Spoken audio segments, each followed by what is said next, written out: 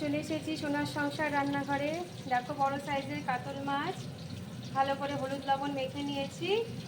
একে একে আমি গরম তেলে একটা একটা করে ভাজা করছি। দেখো সবগুলো ছেড়ে দিয়েছি একটা একটা করে। এখন এগুলোকে একটা একটা করে উল্টাতে হবে, যাতে এই পিঠটা ভাজা হয়ে গেছে, পেছন পিঠটা তো ভাজা করতে হবে। এই জন্য এগুলোকে লাল লাল করে ভেজে নিতে হবে। তারপরে টমেটো বাটা দিয়ে, জিরের গুঁড়ো, ধনে গুঁড়ো দিয়ে এটাকে মাখাভাবে কষা কষা ঝোল করব।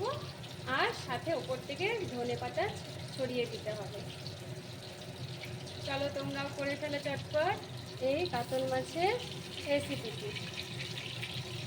এখন আস্তে আস্তে মাছগুলোকে ভালো করে উল্টে দিতে হবে।